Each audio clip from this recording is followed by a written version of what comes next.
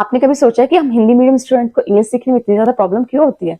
हमें प्रॉब्लम इसलिए होती है कि हमने अपनी 12th तक की पढ़ाई तक हमने इंग्लिश को सब्जेक्ट की तरह पढ़ा है। हमारी सारी बुक हिंदी में होती थी, बस एक हमारे पास सब्जेक्ट होता था इंग्लिश। और हमें जो इंग्लिश पढ़ाई गई है वो ग्रामर के रूल्स के साथ पढ़ाई गई है। आई होप, मुझे लगता है कि ये सारे हिंदी मीडियम वाले स्टूडेंट्स ने ऐसा ही फील किया होगा जैसा मैंने फील किया है। तो अगर मैं बात करूं तो हम लोग ग्रामर के रूल्स में ज्यादा लैक नहीं करते, हम लोग लैक करते हैं स्पीकिंग में। क्योंकि हमने अपने पूरे स्कूल टाइम में सिर्फ सीखा है, हमने बोला नहीं है। जैसे अगर आप इंग्लिश मीडियम स्कूल में अगर आप एडमिशन लेते हैं तो वहाँ पे सारे सब्जेक्ट के टेक्स्ट इंग्लिश में होती है, तो आपको वहाँ बोलने का ज्यादा मौका मिलता है। और हमें यूपी बोर्ड से हिंदी मीडियम से होने की वजह से हमें वो बोलने का ज्यादा मौका नहीं मिला। तो कहना मैं ये चाहती हूँ कि हम लोग जो इंग्लिश बोलने में जो पीछे रह जाते हैं, सिर्फ इस वजह से रह जाते हैं क्योंकि हमने बोलने की ज्यादा प्रैक्टिस नहीं की है। इसी चीज को ध्यान में रख के मैं आपके लिए छोटी छोटी कन्वर्सेशन लेकर आने लगी। इन वीडियोस में आपको 9 से 10 सेंटेंस मिलेंगे जो बहुत ही इंटरेस्टिंग कन्वर्सेशन होगी दो मेंबर्स के बीच।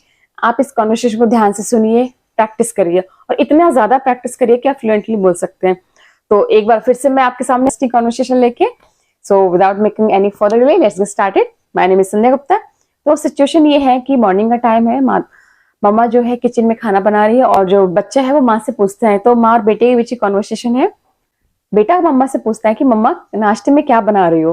तो अगर इसे बेटे को इसे इंग्लिश में पूछना हो तो कैसे पूछेगा? बेटा पूछ सकता है, mamma what are you preparing for breakfast. Mamma what are you preparing for breakfast. तो मम्मा बोल सकती है इस पे कि मैं तुम्हारे लिए पोहा बना रही हूँ। तो इस सेंटेंस को मम्मा इंग्लिश में कैसे बोलेगी? मम्मा बोलेगी, I am preparing poha for you. I am preparing poha for you. तो बेटा अगला सेंटेंस बोलेगा, मम्मा पर मुझे आज पोहा नहीं खाना था। तो वो इसको अगर इंग्लिश में बोलेगा तो कैसे बोलेगा? वो बोल सकता है, mamma but I didn't want to eat poha today.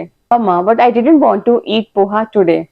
तो इसमें मम्मा बोल सकती है, मैं और क्या बनाऊं तुम्हारे लिए? हमारी मम्मी अक्सर कहती है ना हमसे, बड़े नखरे रहते तुम लोगों की, तो और क्या बनाऊं मैं?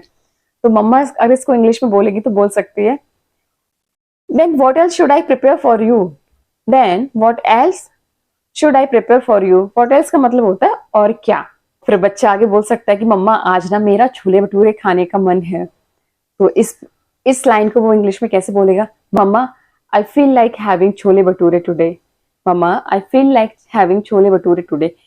अगर आपको किसी चीज को खाने का मन है ना तो उसके लिए बोलते हैं फील लाइक हैविंग, यानी मन है खाने का। जैसे मेरा बर्गर खाने का मन है, आई फील लाइक हैविंग बर्गर। मेरा बिरयानी खाने का मन है, आई फील लाइक हैविंग बिरयानी। तो इस तरीके से सेंटेंसेस बन जाते हैं। तो आगे मम्मा बोल सकती है, पर छोले भटूरे तो बहुत ऑयली होते हैं खाने में। तो मम्मा इसको इंग्लिश में कैसे बोलेगी? But chole bhature is really very oily to eat बेटा। तो बच्चा बोल सकता है, नहीं मम्मा पर फिर भी मुझे छोले भटूरे ही खाने हैं। तो इसको वो इंग्लिश में कैसे बोलेगा? No mama but still I want to eat chole bhature today. No mama but still I want to eat chole bhature today. Still means फिर भी मुझे खाने हैं, still means.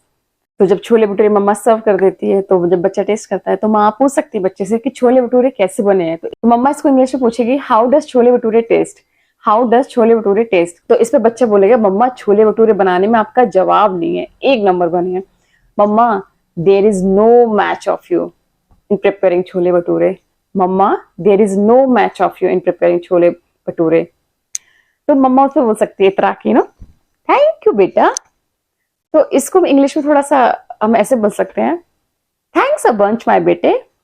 Thanks a bunch my बेटे।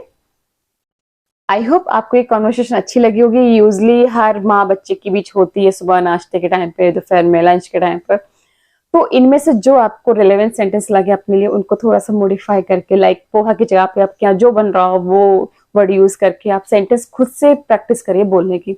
जितना ज्यादा आप बोलेंगे उतना ज्यादा आप जल्दी सीख जाएंगे। क्योंकि स्पीकिंग जो है हमारी, मैं हिंदी मीडियम स्टूडेंट्स की बात करूं या जैसे मेरी भी स्कूलिंग हिंदी मीडियम से हुई है, तो मुझे जो प्रॉब्लम होती थी वो सिर्फ ये, अंडरस्टैंडिंग तो थी मेरी इंग्लिश में, स्पीकिंग में लेस करती थी क्योंकि मैंने अपने टाइम में ज्यादा बोला ही नहीं है। तो वही मैं बोल रही हूँ, इसीलिए मैं आपके लिए 8 to 10 सेंटेंसेस लेकर आती हूँ ताकि आप ज्यादा से ज्यादा प्रैक्टिस करें। और जब आप इन स्मॉल सेंटेंसेस को एफर्टलेसली डिलीवर करना सीख जाएंगे ना, आपकी इंग्लिश अपने आप इंप्रूव हो जाएगी। और हाँ, अगर वीडियो पसंद आ रही है, मेरा कंटेंट अच्छा लगता है तो एक लाइक जरूर कीजिएगा, क्योंकि लाइक करने में आपका कुछ नहीं जाएगा, पर आपका एक लाइक, एक कमेंट मुझे बहुत मोटिवेट करता है ताकि मैं अपनी इस जर्नी को कंटिन्यू कर सके। चलिए, तब तक आप प्रैक्टिस करिए सेंटेंस को। मिलेंगे कल फिर नई वीडियो के साथ। Bye bye.